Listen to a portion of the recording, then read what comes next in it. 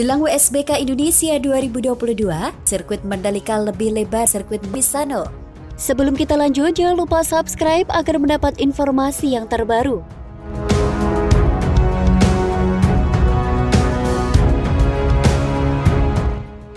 Jelang ajang World SBK Indonesia 2022, Mandalika lebih lebar mirip sirkuit MotoGP Misano San Marino.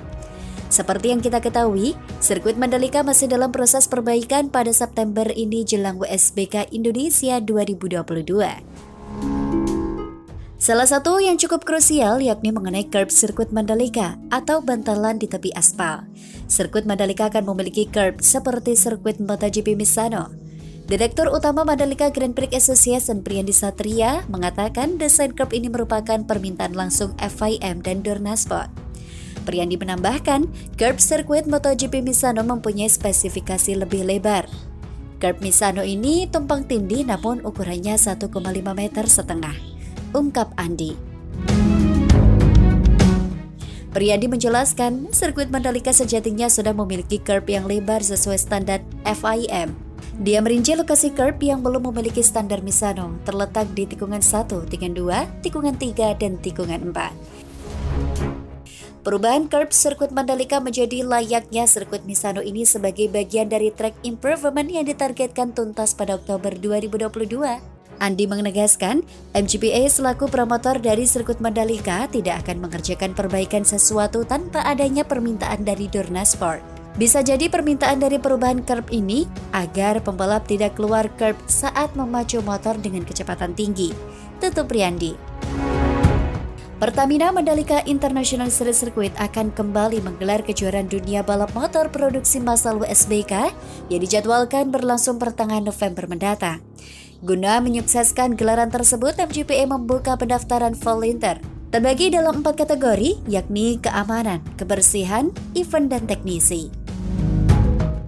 Indonesia akan menjadi tuan rumah event World Superbike atau WSBK pada 11 hingga 13 November 2022. Event ini akan diselenggarakan di Pertamina Mandalika International Circuit Lombok, Nusa Tenggara Barat.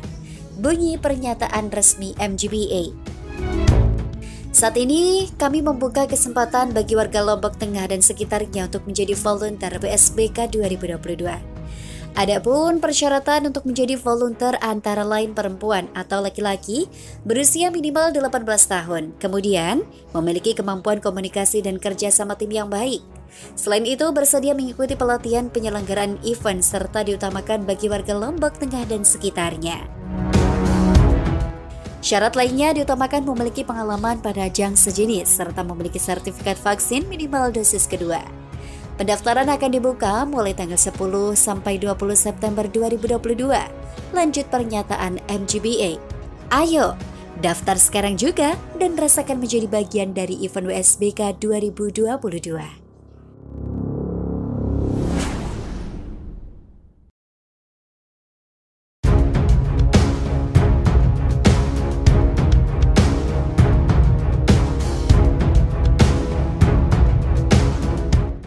Okupansi hotel di Mandalika diprediksi 90% saat World Superbike.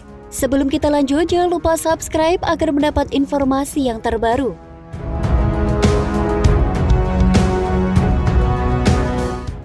Okupansi hotel di kawasan ekonomi khusus Mandalika diprediksi bakal tinggi saat event World Superbike 2022 yang akan digelar 11 hingga 13 November 2022 mendatang. Ketua Asosiasi Hotel Mandalika Samsul Bahri menjelaskan, saat World Superbike ketersediaan kamar hotel di Mandalika bakal meningkat jika dibandingkan dengan hari kondisi normal. Menurut pengalaman tahun lalu, kami perkirakan bisa okupansi mencapai 90%. Jelas Samsul saat dihubungi bisnis Kamis 8 September 2022.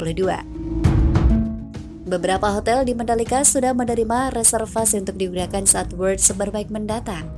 Hotel yang ada di kawasan Mandalika bakal menjadi tempat menginap para pembalap dan kru, sedangkan sebagian besar penonton akan tersebar mulai dari Mandalika, Mataram hingga Senggigi.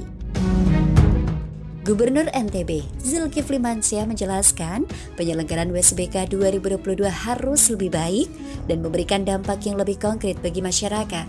Kami ingin sesuatu yang direspon masyarakat dengan baik. Penonton ramai, bukan sekedar laporan bisnis dan keuangan tapi ada intrinsic value. ujar Zul dalam keterangan resminya. Menurut Zul, WSBK 2021 harus menjadi evaluasi ITDC selaku pengelola kawasan dan MGBA selaku penyelenggara event agar lebih fokus menyukseskan WSBK yang menyisakan waktu persiapan 2 bulan lagi. Menurut Direktur Utama MGBA, Priyandi Satria, saat ini proses homologasi FIA sirkuit Mandalika masih terus berjalan. Pria yang akrab disapa Andi ini mengatakan, MGBA sudah mengirimkan dokumen lengkap sebagai syarat homologasi FIA sirkuit Mandalika. Homologasi itu kan gak langsung dijawab ya.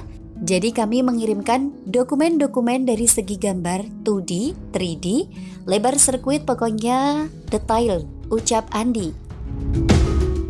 Ia menambahkan dokumen tersebut juga sudah diperiksa oleh FIA dan telah diuji coba melalui simulasi menggunakan software komputer. Hasil simulasi tersebut nantinya akan menjadi acuan untuk pembenahan sirkuit Mandalika agar sesuai dengan standar FIA Grade 2 yang diincar MGBA. Jadi dari mereka bilang untuk grade 2 di tikungan sekian kurang lebar, nanti selanjutnya kami bikin gambar desainnya yang lebih besar sesuai petunjuk mereka. Lalu nanti sama mereka disimulasikan ulang. Jadi begitu, terus prosesnya sampai mereka bilang oke. Sambungnya. Andi mengatakan, salah satu tantangan dalam progres homologasi ini adalah menyelaraskan kebutuhan Grade 2 FIA dengan standar Grade A FIM. Hal tersebut perlu dilakukan agar status Grade A sirkuit Mandalika tidak hilang, sehingga tetap bisa menyelenggarakan balap motor seperti MotoGP dan WSBK. Keduanya harus kami atur sedemikian rupa supaya FIM Grade A dapat, FIA Grade 2 juga dapat. Jadi kami masih komunikasi terus dengan FIM dan FIA. Tutup Andi.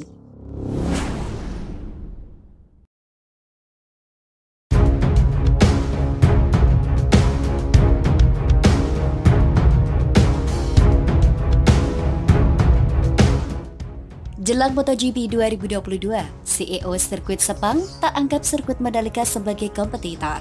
Sebelum kita lanjut, jangan lupa subscribe agar mendapat informasi yang terbaru.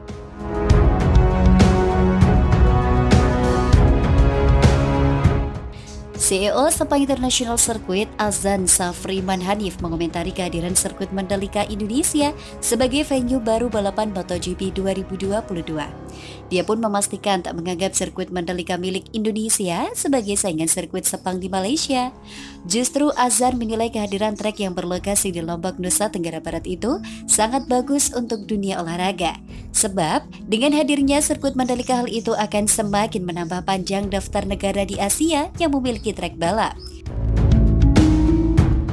Seperti diketahui, sirkuit Sepang telah menjadi langganan sirkuit yang menggelar balapan MotoGP sejak 1999. Bahkan, mereka juga rutin menghelat balapan Formula One meski saat ini sudah tidak menghelatnya lagi. Bisa dibilang sirkuit yang berlokasi di Selangor itu sudah sangat ikonik untuk balapan di Asia bagi para pembalap MotoGP dan juga Formula One. Namun saat ini sang negara tetangga Indonesia juga memiliki sirkuit balap berstandar internasional yakni Mandalika. Sejak tahun lalu, Mandalika telah menggelar balapan World Superbike dan tahun ini mulai menghelat balapan MotoGP 2022 yang sudah berlangsung pada Maret 2022. Publik pun menilai trek yang dibangun di dekat pantai itu akan menjadi saingan dari sirkuit Sepang. Namun Azza tak berpikir seperti itu, meski mengakui tantangan untuk meramaikan Sepang dengan kehadiran Mandalika di MotoGP jelas ada. Ya, memang banyak tantangan untuk SIC ketika Indonesia mengumumkan balapan MotoGP di Mandalika. Akan tetapi kami tidak memandang Mandalika sebagai kompetitor kami, ujar Azan kepada awak media.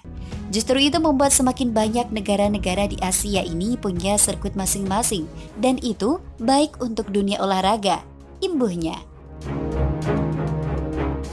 Pada tahun ini, MotoGP Malaysia akhirnya kembali digelar setelah 2 tahun absen karena pandemi COVID-19. Balapan tersebut akan berlangsung pada 21 hingga 23 Oktober 2022. Azan mengatakan pihaknya memprediksi akan ada sekitar 8.000 penonton dari Indonesia yang akan datang ke Sepang dalam perhelatan MotoGP Malaysia 2022. Sebab sejak dari dulu, penonton dari tanah air menjadi penonton internasional terbanyak yang memenuhi sirkuit Sepang di setiap balapan kuda besi paling elit di dunia itu dihelat.